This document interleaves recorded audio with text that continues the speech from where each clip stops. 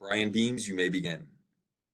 Thank you, sir. On behalf of the U.S. Commercial Service, we welcome all of you to Export Week 2023. Today's webinar is titled Fundamentals of Foreign Military Sales. My name is Brian Beams, and I am your host for today's session. Producer of this event is Tony Sargis, located in the Commercial Service office in Connecticut. Before we get going, I just want to hand out or cover some notes, housekeeping notes. Everyone is currently on listen-only mode. This session will be recorded. If you disagree, please disconnect at this time. Participants, you can write in a question into the Q&A feature at any time during the presentation. Next week, we will send out an email of this recording and any additional resource material to all the registrants. Thank you very much. And lastly, the views and opinions expressed in this presentation may not reflect the official policy or position of the U.S. federal government. I now like to welcome in our subject matter expert, Brian Cardwell, CEO of Fairchild, Fisk and Giroux. Brian? Well, good afternoon, Brian. Thank you very much for that introduction. And Tony, thanks for being our producer. For those of you all who are out there, thank you for taking the time to be with us today, wherever you happen to be. What I'd like to do is go through this presentation and then have some time at the end for question and answer and discussion. Again, please put questions into the chat feature as they come up.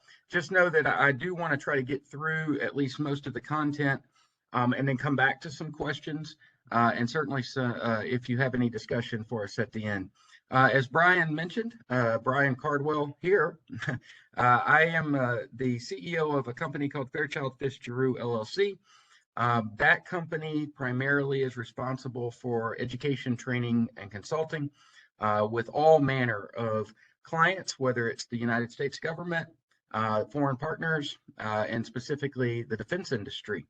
I also do quite a bit of work with the Department of Commerce and several U.S. states, to include the Commonwealth of Virginia, state of Alabama, state of Ohio, etc. I also have a couple of other companies, and one of them is a brokerage and export company, and one of them is involved in doing some international manufacturing for commercial and defense items. I come to this point having served a little more than 20 years in the United States Air Force, retired from there, and about the last 10 or so years of my career were focused on international sales of some type. So I spent time as the chief of foreign military sales in Afghanistan, and I was also in charge of end-use monitoring and validation and fielding of equipment to the Afghan National Security Forces. I then worked for Defense Security Cooperation Agency and was a educator and in management at what was then known as DSCA, now is known as Defense Security Cooperation University.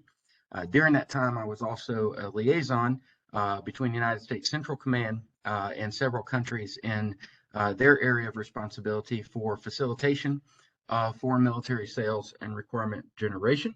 And then lastly, as I ended my career in the Air National Guard, I served a few months, or actually about 6 months, as the titular senior defense official for Ecuador, though weirdly I was not able to actually go there because we were just reestablishing our relationship. So that being said, that's a little bit of my background. What I'm going to talk to you today about is really some international sales strategies and international sales programs and management. Now we're going to focus on kind of the business of how you get into foreign military sales. The entirety of the curriculum and the spectrum of what we could talk about is much, much greater than we have time for today. So what I want to do is just give you a little bit of an introduction, talk to you a little bit about what the programs are and who some of the participants are, and then open up for some questions about effective strategies on what I would like to call, the left of letter of request, or that time period when we're doing requirement generation and partner nation engagement to try to determine if and how we could get to some kind of international sale. So we'll talk about how we do business. That's through the authorization and appropriation of programming through U.S. laws and policies. Obviously, we want this to be legal. We talk about the what, and those are the programs in security assistance and security cooperation. And then also we'll talk about some participants. So to begin with, you cannot legally do anything as a program from the United States government unless it's authorized by Congress to do that, and then when necessary, that it's appropriated. And so the ability for the U.S. government to have security and assistance and cooperation programs has to be authorized by Congress. And then when U.S. dollars are going to be used, and in the case of foreign military sales, we're talking about partner nation dollars. In the case of direct commercial sales, we're talking about partner nation dollars. But there still is a level of engagement that is required and would then be appropriated to the specific military services, the State Department, the Commerce Department, et cetera, for the conduct of those programs. So Congress recognizes that countries have a valid requirement for self-defense, and we see this all over the world every day. Most specifically, for about the last, almost year and a half, we've seen a very real and present need for a country to have a valid capability for self-defense. But realistically, these requirements have gone back as far as time, really, but primarily as a mission set underneath the United States government starting in about the 1950s. It was more codified into law in the 1970s in the Arms Export Control Act. So to this end, the Arms Export Control Act authorizes sales to foreign partners when they're consistent with the foreign policy interests of the United States. So most important thing there to understand is there's a law, Arms Export Control Act 1976, and renewed every year, that authorizes foreign partners to be able to purchase through our systems. And when it's in the foreign policy interests of the United States for them to be able to do that. A few of the laws that come into play, we're really going to focus on two here, and that's Title 10 U.S. Code and Title 22 U.S. Code. But when I list more than that, because I want you to understand that the conduct of international business, the conduct of international sales, spans much more than just the Defense Department of the United States or the State Department of the United States. The Coast Guard, the Commerce Department, certainly the U.S. National Guard, and then some entities under Title 50 all have a very significant role to play in both the ability for us to do business overseas, but then also in the regulatory compliance and capability for all of us to participate, whether we are part of the U.S. government or part of the defense industry. These codes do apply for what we're doing. So a few of the laws that we'll kind of touch to here and very important for us to be able to conduct business. The Arms Export Control Act, Congress did a good job of naming the law exactly as it would be applied, and that is the act that controls the export of arms. There's also the Foreign Assistance Act. There are state and foreign operations acts, generally on an annual basis, that fund, appropriate, and authorize activities under the U.S. Department of State. There's the National Defense Authorization Act, which is an annual authorization, and then a Defense Appropriation Act to be able to appropriate funds for the Department of Defense to conduct international business, whether it's security assistance or cooperation. So doing business overseas, we're going to look at the current conventional arms transfer policy. This is a byproduct of the Trump administration. It was rewritten in 2018, and that is the first time we've had a conventional arms transfer policy for many years. This is the first time, though, that it specifically articulated some components of our policy that are important for the defense industry. Increasing trade opportunities is of vital importance to the United States, but it's also vitally important to us in the defense industry to be able to participate in international commerce, to provide advocacy when and where appropriate, and for that trade promotion, and then support trade promotion activities. And then to strengthen the manufacturing and defense industrial base of the United States. If any of you all who are here were in your current job during our last round of sequestration and budget shortfall, then you know that it is incumbent upon defense industry to also have additional customer bases outside of just the Department of Defense, as that is the largest customer for most of us. But it is also important that when the U.S. government isn't able to fully execute programming, that there are other customer bases. And so our conventional arms transfer policy is also built around the capability to use, protect, transfer technology to foreign partners under the conduct of international sales, but also to promote U.S. businesses overseas, to promote the capability to help build organic capability for defense with foreign partners. A policy document, or excuse me, the major policy is not a document, it's actually a living, breathing website for the Security Assistance and Cooperation Management Programming. It falls under the Department of Defense Defense Security Cooperation Agency. This is DSCA, not Defense Support to Civil Authority if you happen to come from a National Guard background, but this is the organization under the Department of Defense, under the Undersecretary of Defense for Policy, that is responsible for overseeing the management of international sales and transfer programs from the United States.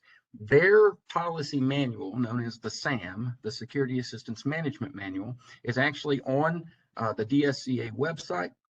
You all have an opportunity to not only receive this recording of this event today, but also some charts if you want to. sam.dsca.mil. I would highly encourage anybody that's involved in international sales to go look at the standing policy. Please note, on this website, you'll note there are chapters as articulated here. There's also a menu item called Policy Memorandum. And because this is a living, breathing, dynamic policy document online, between changes to the official policy, memorandums of policy change are posted here as well. And once posted, they suffice as now the official updated policy. So, more policy. I'm going to talk about FMS in just a second, but I want you to know that when a partner nation wants to purchase from the United States defense industry under the program known as foreign military sales, then what they're basically doing is they're saying, we want to take our money, we would take our, and I use the term gazoobies, I want to take my gazoobies and I want to transfer them into US dollars, and I want to hire the United States Department of Defense to go contract on my behalf with the US defense industry, or to provide out of their stock to me to support my requirement and ultimately enable my ability to build a capability. So I'll say that one more time. When the foreign partner chooses to go through the foreign military sales system, they are hiring the US government to do the contracting work for them. They are buying from DoD stock, and they are buying from defense industry and procurement, but they're doing it through the U.S. Department of Defense contracting and acquisition system. Therefore, the Federal Acquisition Regulation, FAR, and DFARS, Defense Federal Acquisition Regulation Supplement, apply in foreign military sales contracting.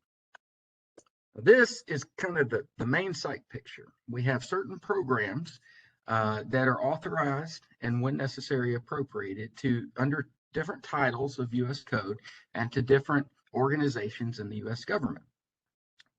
We'll start on the right side as you look at this particular Venn diagram at programs that are known as security assistance. These are Title 22 U.S. Code programs authorized and, when necessary, appropriated to the State Department of the U.S. Now, you'll note direct commercial sales, DCS, is one of the programs that is authorized under Title 22 U.S. Code.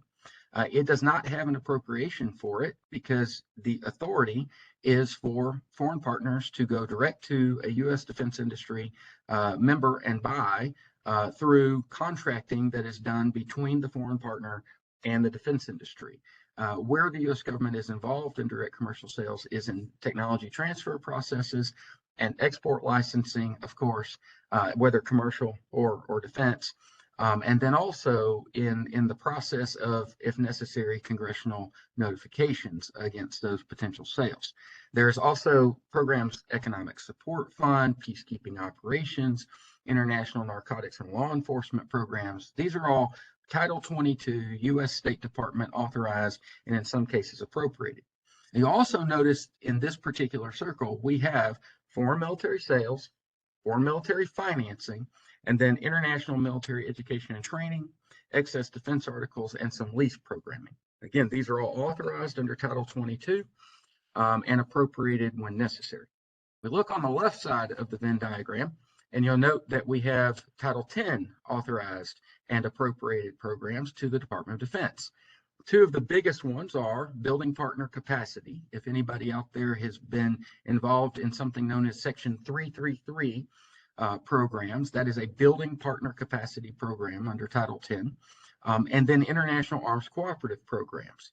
And international arms cooperative programs, we'll talk about in just a second, are an ability for foreign partners to participate in the entire life cycle, acquisition life cycle and management of a program, from co-development, co-production, and co-requirements at the earliest point when the U.S. Department of Defense is looking to have a new or a next generation capability for themselves. So we'll go through a few of these now that are bigger picture, primarily what I'll call the big three, FMS, DCS, and international arms. Okay, so security assistance, again, under Title 22 U.S. Code, it's economic and military assistance under two foreign partners, including training, including sustainment, including the provision of major defense articles and end items through sales, through loans, through leases, and then authorized to the Department of State. Managed, and I'll go back one just to clarify, FMS, foreign military sales, foreign military financing, and the other programs in the middle here are managed by the Department of Defense under Defense Security Cooperation Agency, even though they're authorized to the State Department. And so in security assistance programs, to include foreign military sales, it is authorized to state, managed by the Department of Defense. Security cooperation is almost anything and everything the Department of Defense does with a foreign defense or security establishment. And this really does run the spectrum from joint combined exercises and training, military to military engagements, key leader engagements, all the way up through what we call building partner capacity programs, where we provide defense articles and services to a foreign partner under U.S. taxpayer dollars. Think about Afghanistan Security Forces funds or Iraq Security Forces funds, or now some portions of the Ukrainian Security Assistance Initiative. Those are all Title 10 portions of USAI are Title 10, and they are DoD programming, all the way down to a key leader engagement, a military to military engagement, the U.S. National Guard programming, with state partners. These all fall under the umbrella of security cooperation. Let's look at those big three. All right, so start with FMS. FMS, as I said, it's an opportunity for a foreign partner to buy defense articles and services through the contracting element of the United States of America and the Department of Defense. They are authorized under the Arms Export Control Act. The foreign partner can buy from DoD stock, or they can buy through procurement. And in the case of credit, a U.S. credit program, FMS credit program, that is known as foreign military financing, which I'll speak to a little bit more in a second. Those items, and again, all under the FMS umbrella, because all of these programs use what we call the FMS system to generate the transfer documentation and ultimately support the foreign partner. And in that case, we would use a pseudo process for Title 10 programming and building partner capacity. Here's a picture of the FMS system. And so there are activities that are responsibilities of the partner nation. Their activities are responsibility of the military services within the United States. There are responsibilities of the combatant command. And then we have technology transfer, export control, disclosure requirements, and then ultimately down to acquisition and contracting, whereupon the Department of Defense comes to the defense industry to purchase on behalf of a foreign partner. Across the top, note that we have what I call the flash to bang, and that is when a need is recognized to then start in the system. And what we really talk about are instruments of transfer. We have something known as the letter of request, that's the LOR, and we have something known as the letter of offer and acceptance, which is the LOA. And so a foreign partner is going to generate their requirement with us, and then they're going to build a letter of request that's going to be sent to the U.S. government. The U.S. government is then going to take that letter of request and translate that into a letter of offer and acceptance. That letter of offer and acceptance, once then fully accepted by the foreign partner and then implemented, then serves for the starting point of an active FMS case and execution, whereupon money changes hands, and then the U.S. Department of Defense can come contract if necessary for those items. Foreign military financing. The two biggest in the world that receive foreign military financing are Israel and Egypt. It's a byproduct of the Camp David Accords, and most likely what most people know when they think of foreign military financing.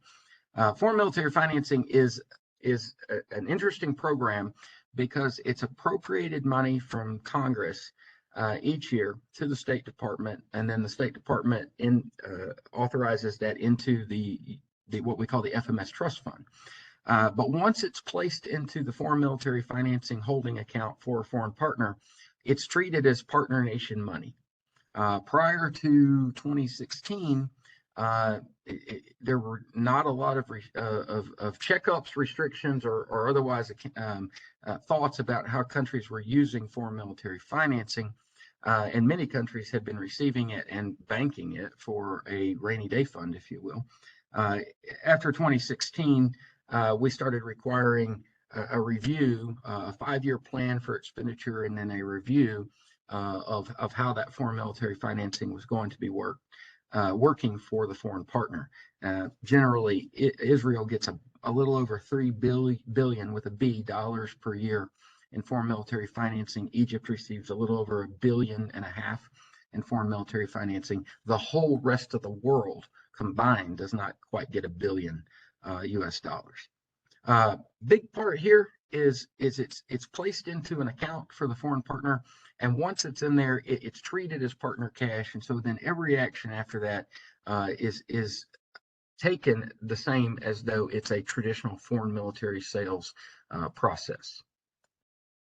Building partner capacity, I've mentioned before some of the programs. This is when the U.S. government takes Title 10 U.S. Money and purchases on behalf of a foreign partner in order to help them rapidly build a capability or build a capacity. What we've seen since 2001 primarily is that these programs are primarily used in times of crisis or contingency, and or to build a full capability within a foreign partner, such as Iraq, such as Afghanistan, and now such as in the Ukraine. Direct commercial sales. Okay, so direct commercial sales also authorized under the Arms Export Control Act. So if anybody out there thinks, well, I can get around U.S. law if I go DCS, that's not true, and I wouldn't advise that at all. Instead, there are specific authorities that allow a foreign partner to come directly to the U.S. Defense industry and purchase defense articles, services, training, without going through the Department of Defense contracting process. Either of these is fine. Either of these programs works generally. I'll tell you in a minute where some things are required to go through FMS. But at the end of the day, it's about us authorizing programs, us being the U.S. government, authorizing programs that help build that capability with a foreign partner, and done to our national security and foreign relation priorities, and done to build a strategic capability partner that the U.S. Department of Defense and Department of State will ultimately be able to work with in the joint and coalition world. One more quick little item here is that, and as a former security cooperation officer, I worked in a U.S. embassy. I actually had a diplomatic status. This is all diplomatic programming. That's why it's authorized to the State Department.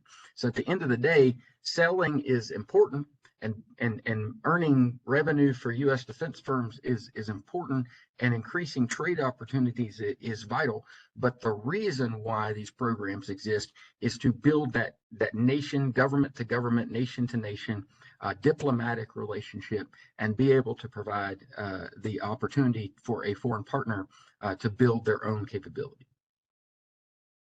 International arms cooperative programs. This is, again, when a foreign partner is involved early in the acquisition life cycle and capability production of a new end item.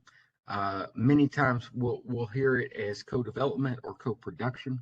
There are other international arms cooperative programs. There are engineering and science exchanges. There are foreign comparative testing programs, all involved. But this is when the foreign partner works with the Department of Defense, specifically with the services, to help co-develop and co-produce weapon systems. An example of both of these happens to be the Joint Strike Fighter. So for some countries that are on the flags of the side of the Joint Strike Fighter, they have a co-production relationship with the U.S. Department of Defense, whereupon it's United States research and development and United States initial production, but there's a co-assembly or co-production relationship in the foreign partner. Joint Strike Fighter with some countries also is a joint research, development, and production capability, whereupon the R&D is jointly done, the production is jointly done, and then there's a joint management process.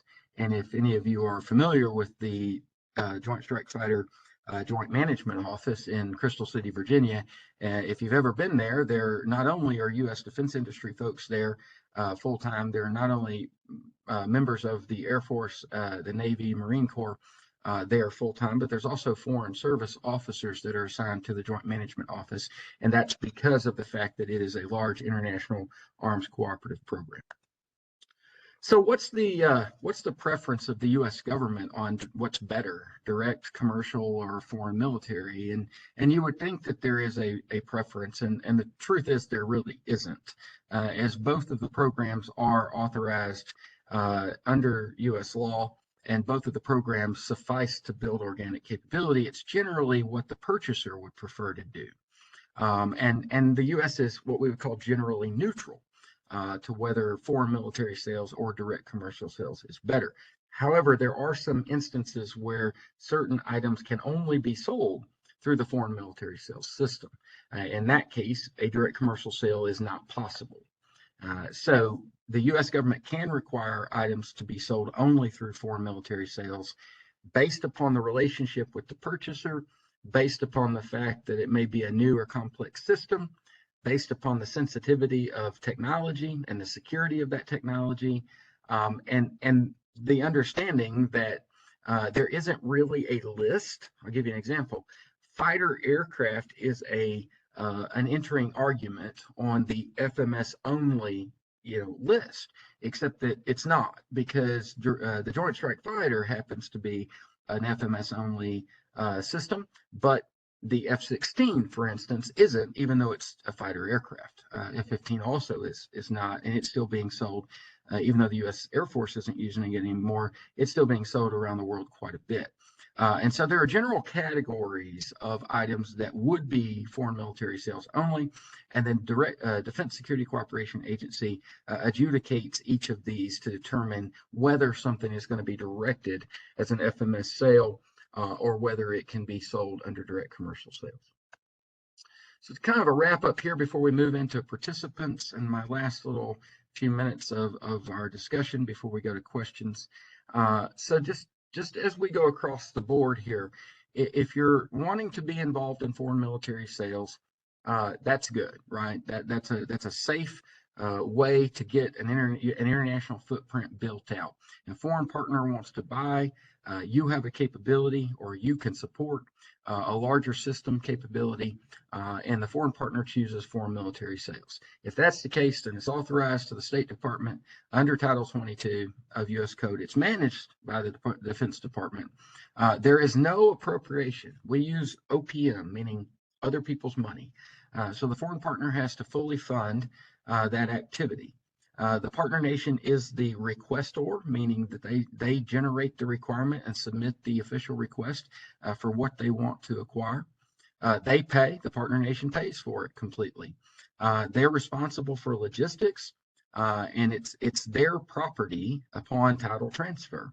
And then FMS is done under what we call the total package approach, meaning follow-on support is considered. Initial follow-on support is contained in the first sale, and then we highly recommend the foreign partner to set up several different other FMS cases to fund follow-on support, sustainment, and maintenance.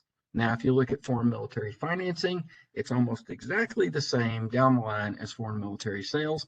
The one caveat there is whether or not it's an appropriation. Yes, in this case it is. And whose money is it? Well, it starts out from the Treasury of the U.S., but once it's put into Foreign Military Sales Trust Fund, it becomes known as partner nation cash or money. Under direct commercial sales, okay, again, authorized under Title 22 U.S. Code to the Department of State, there's no appropriation. It has to be funded by the foreign partner. It's requested by the foreign partner. And logistics are the foreign partner's responsibility still, of course. Now, they will pay for this through different contracts with the defense industry for transportation, warranties, etc. Now, follow-on support, of course, it's an optimal position for defense industry to offer a total approach package, a total capability package that includes follow-on support and sustainment.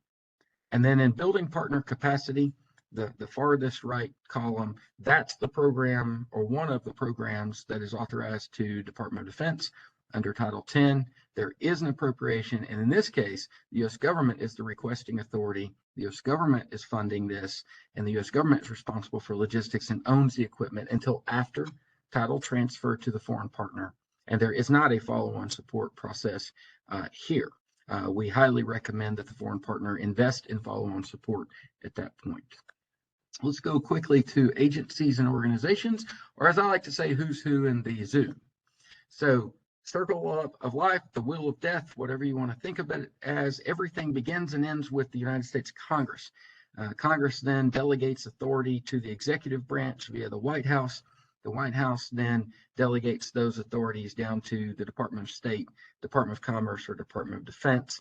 As we transition through a foreign military or even a direct commercial sale, there's also then certain requirements that ultimately require or end up with reporting back to Congress, even whether it's through formal congressional notification based on the size and scope of a sale, or just at the end of each year, we report to Congress what business was done commercially, and then at the beginning of each year, we notify Congress of what business we think is going to be done from the Department of Defense and Department of State.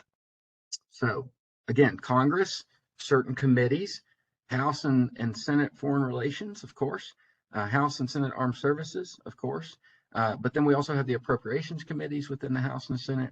And then we have the Government Accountability Office, because there are appropriations involved, in the Congressional Budget Office. That authority then goes to the White House, to the Office of the President, whereupon the National Security Council, the Office of Management and Budget are also involved in the process.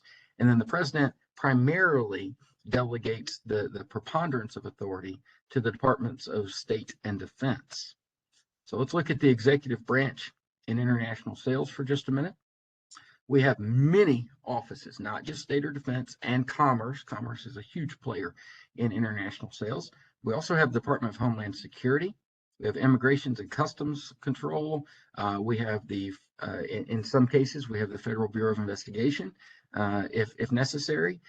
We have the Drug Enforcement Agency involved. We have the Department of Energy involved in international sales. Department of Treasury is involved in international sales quite a bit as well. So it is a large portion of the executive branch that has some touch into the world of international sales. Look at Commerce Department for just a second. I always advise very heavily that when you are starting a process to develop an international sales strategy, you begin with the Department of Commerce. And hopefully Brian and Tony will agree with me here. I like to take the path of least resistance. And what I usually do when I'm starting a project with a foreign partner or with a defense industry client is that I go to the Commerce Department first and I get what's known as a commodity jurisdiction. So then I know, and my clients know, who has jurisdiction over that international export. Many things we would think are defense articles are not necessarily defense articles any longer under the Export Control Reform Act. And where commerce has jurisdiction, then it becomes a commercial, not direct commercial, but a commercial export. Okay. And then where the State Department has jurisdiction, it becomes a defense export. And so under the International Trade Administration, there's the global markets team. There are the international operations. Those are our overseas foreign commercial service offices. There's the Advocacy Center, which can provide formal advocacy to U.S. firms involved in international business.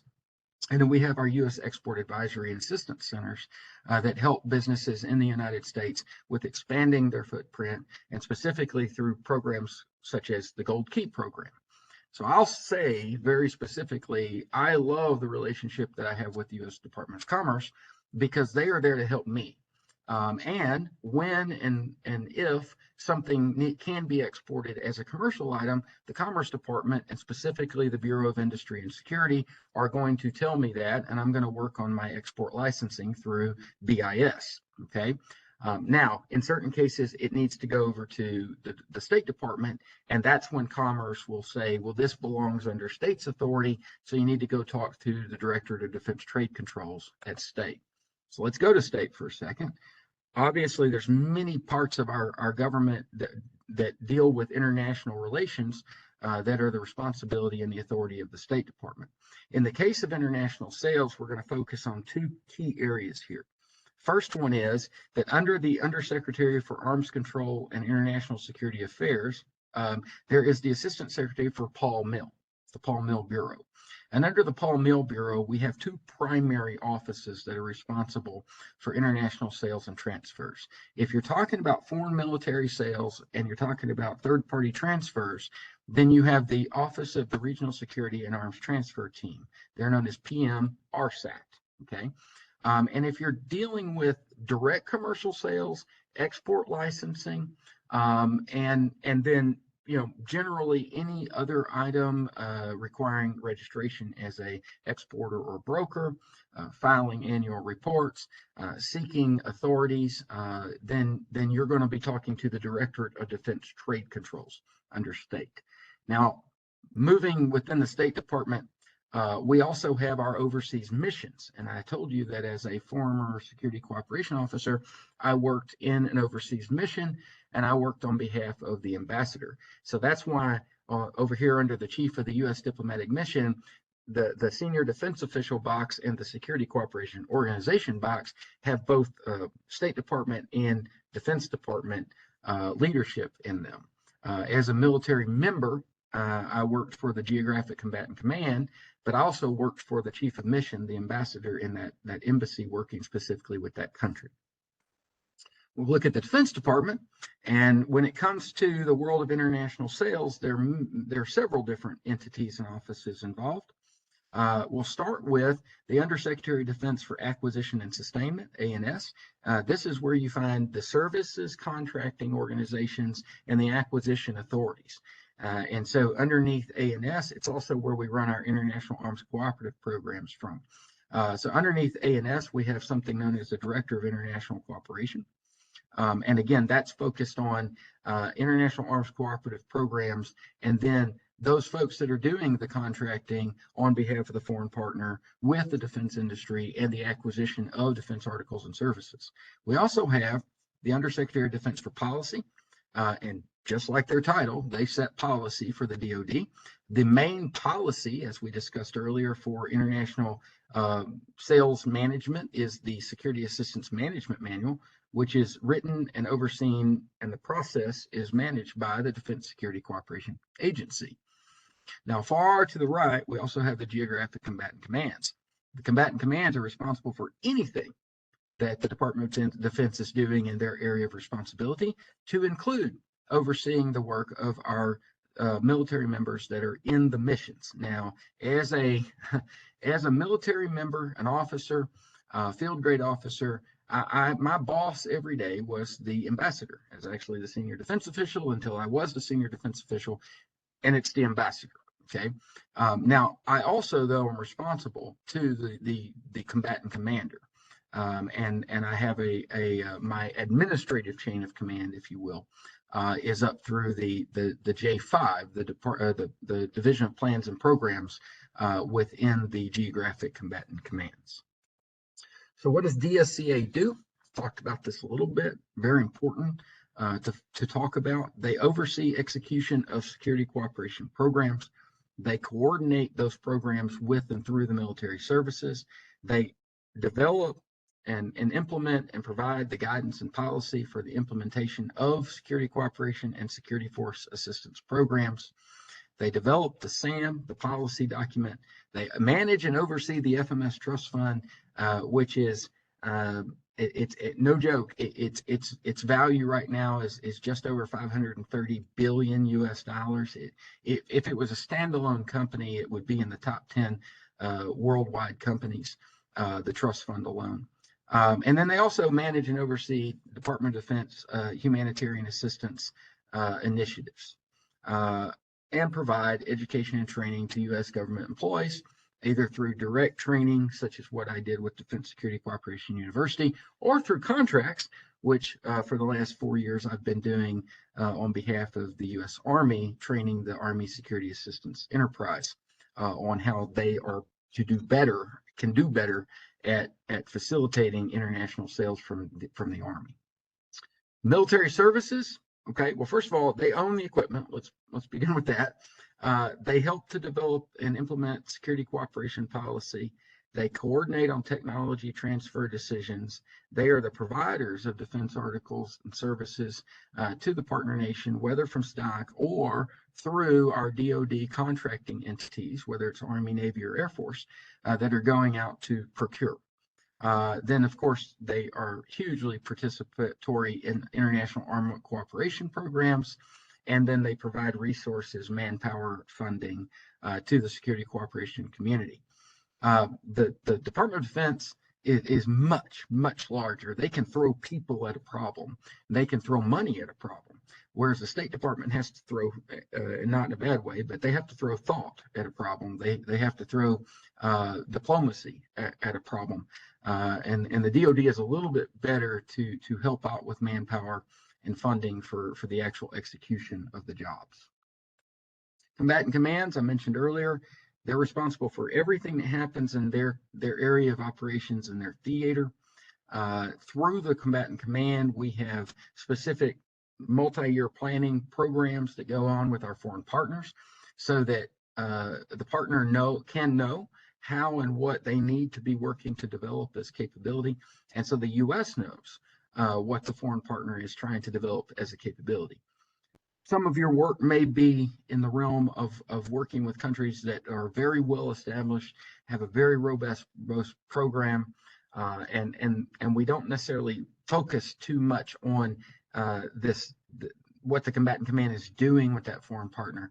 But if you think about starting business in a new country, or a country that is just coming into their own in being able to participate and purchase through these systems, the combatant command is very key to developing plans, processes, and policies that all of us, defense industry and the U.S. government, can work together to help build that capability with the foreign partner.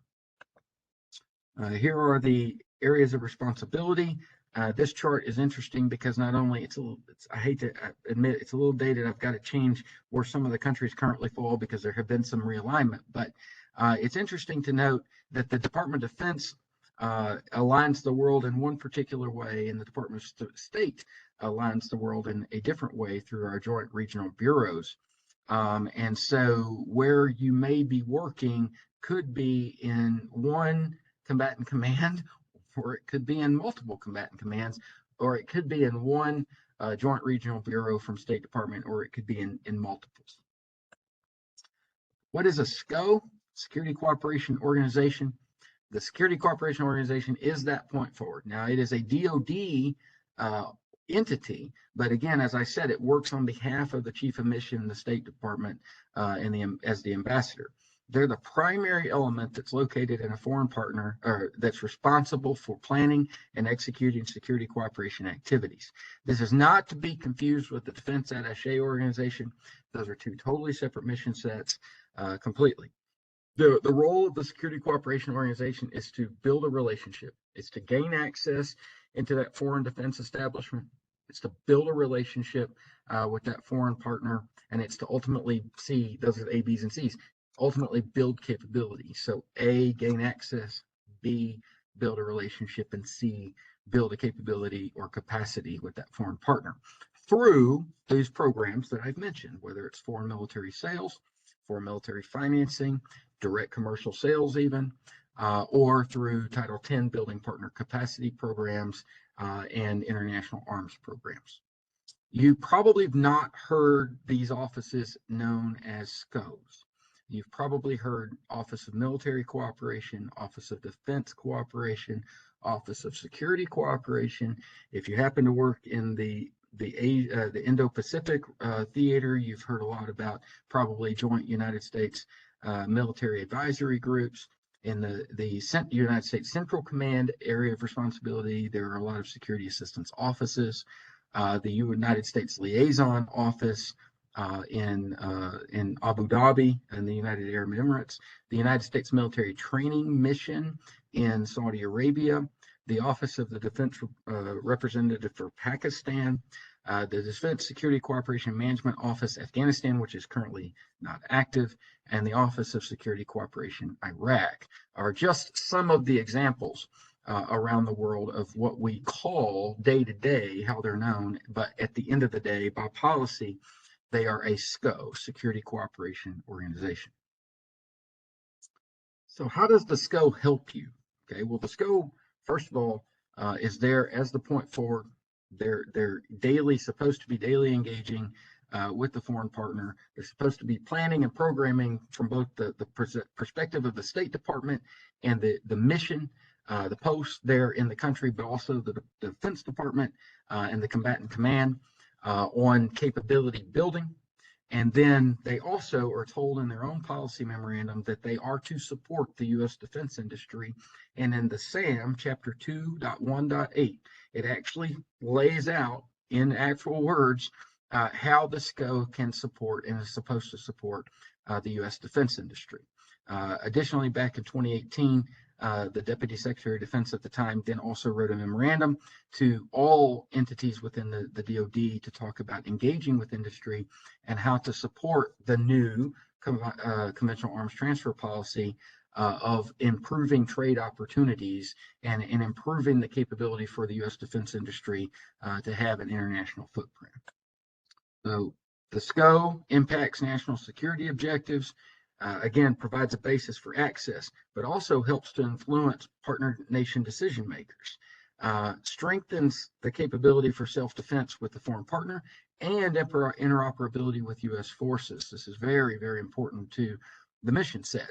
The professional skills strengthening is done a lot through programs that we have that bring foreign officers into the United States to go through professional military education, but then also programs that we have military-to-military engagement, key leader engagement, what we call contact programs, joint combined exercises and training, and that's to help that foreign partner become more proficient in both a leadership, management, and ultimately military capability, but then also in the actual tactical use and application of the capability that we're building.